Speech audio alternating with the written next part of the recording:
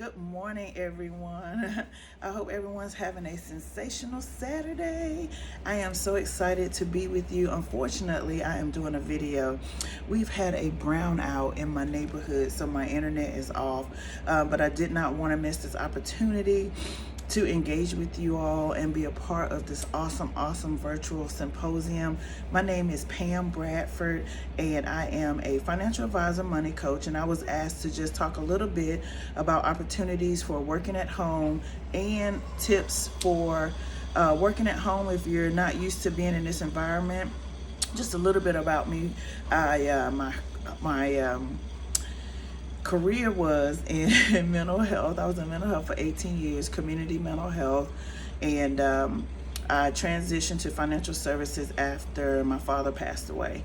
And what I realized is that we don't get an education in personal finances. So the company that I am with is called Primerica, and we are the largest independent financial marketing company in North America. And what we do is we work with middle income America. We offer education in financial literacy, personal finances, income protection, making sure that you have life insurance in the event of a premature passing, as well as financial education in terms of investment. And what I do is help families make sure that they have income protection. You know, that's one of the things that I learned when my father passed away, was that a lot of us have life insurance, but we're not properly protected to cover to make sure that beyond the final burial that we have adequate finances to make sure that the family continues to thrive and not just survive. And so that's what I'm able to help families with. We help educate families with the rule of 72, knowing how long it takes for your money to double, as well as making sure that you are educated about investing for mutual funds, traditional IRAs. We work with small business owners to make sure that they can decrease their taxable income by investing and making sure that they have a retirement. I know that I had 15 minutes. I don't know if I'm gonna talk that long on this video, but one of the things that I did want to address was just a little bit about before Corona, we were educating families about having an emergency fund. Well, I didn't grow up with developing a habit of savings. And what I have learned since I have been in this financial industry is that, we typically grow up with knowing that we have to get a job, knowing that we have to pay bills, but not really growing up with the habit of saving. And so that's one of the things that I like to help families with. And you can do that by having your monthly income or monthly contributions directly deposited from your bank account. And so that way you don't see it, and it doesn't feel like it's burdensome. A lot of times we wait till the end of the month and we paid all our bills and we don't have any extra money left over for savings. And so that's one of the principles that we work with families on. And there's an awesome opportunity here for people to be able to obtain their license in financial services. I realize that what's going on now with the pandemic, a lot of people certainly have lost loved ones and certainly have lost jobs and the ability to provide for their family. And one of the things that I wanted to speak to was the opportunity that we have here. We have an opportunity to help people create extra income, whether they need part-time income, whether they just need income while, until this kind of clears up. There's really no definite time frame for when everything will go back to what we consider normal. So we are able to help people that are interested in just changing their careers. When I was in mental health, I was in mental health without a license. And if you know anything about mental health, if you don't have a license, your income potential is limited. And so what this opportunity did for me was to allow me to obtain professional licenses in financial services. And certainly during this time, my husband's a chef. And the hospitality industry and the restaurant industry are closed right now. And so had we not had this opportunity, we would be in a different place financially. And so one of the other things I wanted to mention was, because we are here talking about de-stressing and mental, working with NAMI in terms of helping people, adjust and maintain healthy mental awareness and wellness. One of the things I want to talk about, a lot of people may not know, is there are things called ABLE accounts that are available to individuals that have mental illness and other disabilities to be able to invest. And a lot of times individuals are receiving supplemental benefits, SSI, Medicaid, and they are limited on the amount of money that they can earn.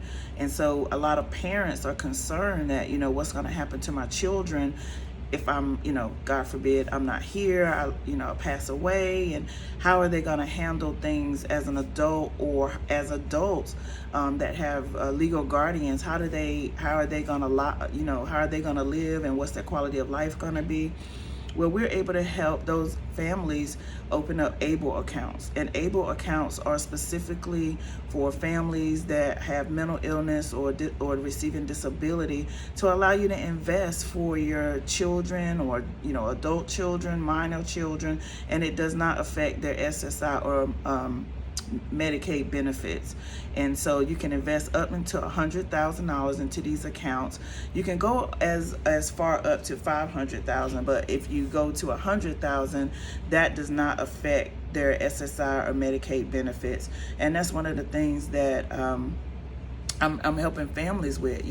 When I was in mental health, it was often a challenge for guardians and individuals to manage their money, whether they were in a group home or whether they were living at home. And so that's one of the things that I wanted to make sure I mentioned, as well as tips for working from home, right? So one of the tips that I would suggest is have a routine.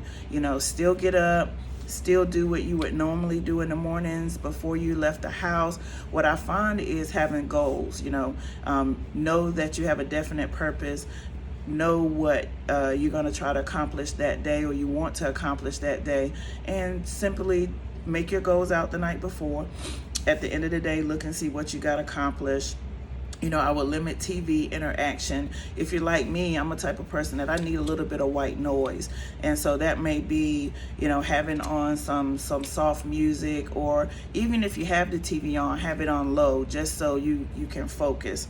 The other thing that I would say is take a break. Same thing that you would do if you were at your job. I don't know how many breaks you have throughout the day, but get up, make sure you have breakfast, work from maybe 10 to 12, make sure you stop for lunch, go outside, take a walk, just to kind of break up the monotony of being in the house. Come back and look at your goal list, And then one of the things that helped me, in community mental health, I worked from home for about 20 years. So what helped me was to have clear boundaries, be able to say that, I'm off at 5:30, and really put work away and have time for your family and other responsibilities that you have, and just, work it like a normal day. The other tips that I would have for you would be to make sure that you are planning out your week, making sure that you know when your meetings are. Most of us are doing Zoom or WebEx, and making sure that you are watching your schedule so that you don't get overwhelmed. And so that just really goes back to having a routine.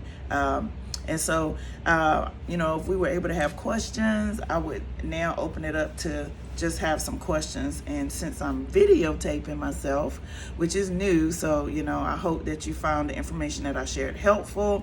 If you would like to talk further with me, I believe that Sabina and Jackie have posted my website address. I will also give you a email address, which is pbradford09@gmail.com.